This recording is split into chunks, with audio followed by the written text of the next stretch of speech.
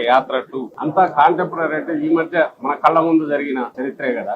రాజశేఖర రెడ్డి గారి అంటే ఆయన 30 ఏళ్ల రాజకీయ అనుభవం, ఆ తర్వాత ముఖ్యమంత్రి అయిన తర్వాత ఆయన 5 ఏళ్ల పాలనలోనే కోట్లాది మందికి దగ్గర కావడం, అందువల్ల ఆయన నాయకుడిగా ఎట్లా ఎదిగాడు అని తెలుసుకోవడానికి అందులో ఒక తెలియని కథ గాని జీవితం గురించి గాని తెలుసుకోవచ్చని అనిపించింది. ఈ సినిమాలో వస్తున్న పార్ట్ అంతా మన కళ్ళ ముందు జరిగింది కదా అని చాలా మంది మిత్రులు కూడా అడిగారు. మరి ఏం కొత్త ఏముంటుంది, మనకు తెలిసిన చరిత్రే కదా ఇది.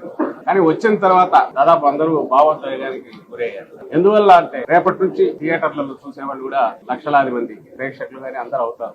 ఎందుకు అవుతారంటే మనకు తెలియని ఫిక్షన్, ఒక కథ చూడడం లేదు.